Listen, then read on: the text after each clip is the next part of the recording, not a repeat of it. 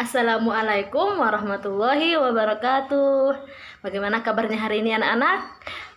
Semoga semuanya sehat selalu ya. Nah, sebelum kita memulai pembelajaran kita hari ini, Ibu ingin mengingatkan kepada kalian untuk senantiasa menjaga kesehatan dan juga taati protokol kesehatan yang saat ini berlaku.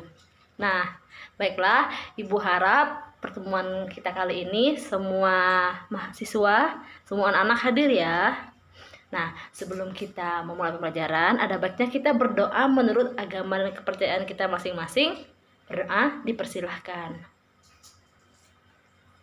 Amin ya robbal alamin.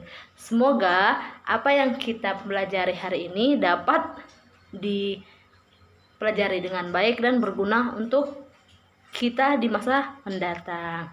Nah, baiklah anak-anak, ada yang tahu tidak hari ini kita akan mempelajari tentang apa? Ya, kita hari ini akan mempelajari tentang petunjuk penggunaan dua alat yang berbeda dan sama. Nah, sebelum itu, di sini Ibu akan membagikan karton yang bertuliskan nomor. Nah, nanti karton yang bertuliskan nomor ini akan Ibu bagikan kepada masing-masing mahasiswa. Nah, nanti di situ terdapat nomor. Siswa yang dapat nomor yang sama membentuk menjadi satu kelompok. Bisa dipahami? Nah, baiklah, masing-masing siswa sudah mendapat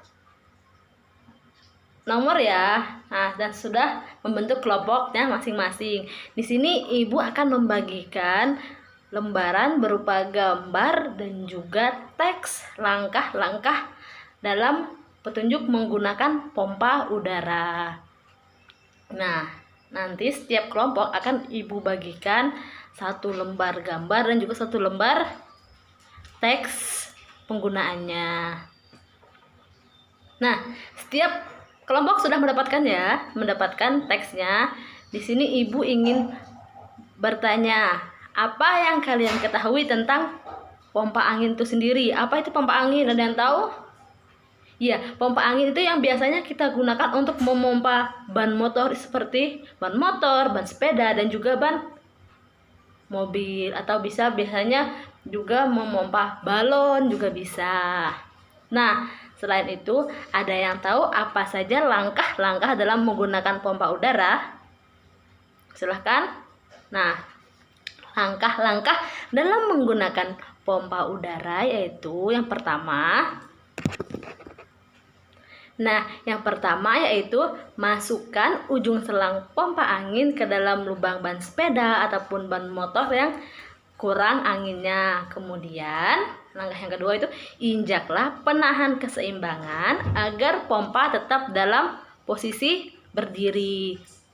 Jika posisinya tumbang atau berbaring, maka pompa anginnya tidak bisa digunakan. Nah, selanjutnya langkah yang ketiga yaitu adalah tariklah tungkai pompa itu ke atas terus ke bawah.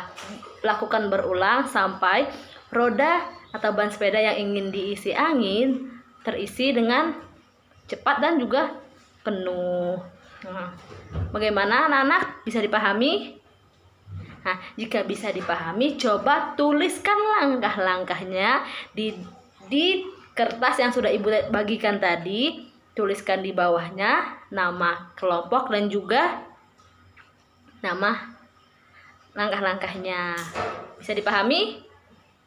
Bisa, alhamdulillah bisa dipahami ya. Selanjutnya di sini Ibu punya lagi kertas lembaran lagi 2 lembar. Terdapat gambar petunjuk penggunaan kincir angin dan juga gambar kincir angin. Nah, di sini kita akan melakukan hal yang sama seperti pada yang kegiatan tadi, tetapi di sini penggunaan kincir angin. Nah, masing-masing kelompok sudah mendapatkan ya. Di sini Ibu ingin bertanya terlebih dahulu sebelum kita melanjutkan penjelasannya. Siapa yang pernah membuat kincir-kincir angin seperti gambar di samping? Kalau pernah, coba angkat tangannya. Ternyata banyak yang pernah bikin ya. Nah, kita bisa membuat kincir-kincir angin ini dari karton, dari kertas buku, dari kertas HPS, dan juga dari seperti botol bekas yang digunting-gunting membentuk sebuah kincir angin. Nah, baiklah, sekarang ibu ingin bertanya lagi, ada yang tahu bagaimana cara membuat? Tadi kan sudah pernah mencoba membuat kan? Ada yang tahu? Ada yang bisa? Silahkan coba angkat tangannya. Coba. Ya, terima kasih. Bentar ya. Langkah-langkah dalam membuat kincir angin yaitu yang pertama, gambarlah pada kertas karton, kertas buku ataupun kertas HPS 2 garis menyilang dengan pensil. Kemudian pada bagian tengahnya dari pertemuan kedua garis silangnya kita buat lubang kecil. Selanjutnya langkah yang kedua yaitu potong kertas menurut garis bersilang yang telah kita buat bersama dengan gunting. Potonglah hingga setengahnya atau mendekati sumbu poros. Kemudian berhati-hati menggunakan guntingnya. Jangan sampai kalian menggunakan gunting itu digunakan untuk main-main, karena itu sangat berbahaya ya. Selanjutnya langkah yang ketiga yaitu tekuk bagian yang telah digunting ke arah poros dan tusukkan paku payung di bagian tengahnya. Kan kita sudah membuat bulatan di tengah. Nah, untuk membuat bolongannya itu kita bisa menggunakan paku payung atau bisa menggunakan ballpoint yang sudah tidak bisa lagi digunakan atau tintanya udah habis. Nah, langkah selanjutnya yaitu tusukan paku ataupun bisa juga sebilah kayu kecil yang bisa kita gunakan untuk penyangga atau pegangan kita dalam membuat kincir angin itu.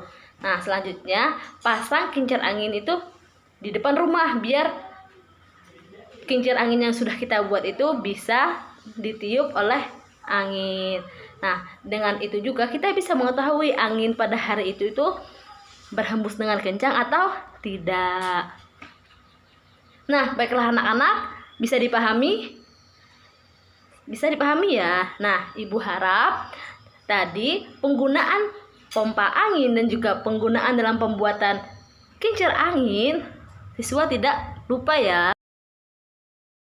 Nah, tadi sudah kita lihat bersama bahwa dalam teks penggunaan pembuatan pompa angin itu teksnya berbentuk paragraf. Nah, sedangkan dalam pembuatan kincir angin itu teks bentuknya berupa poin-poin. Apa sih perbedaan dari kedua teks tersebut?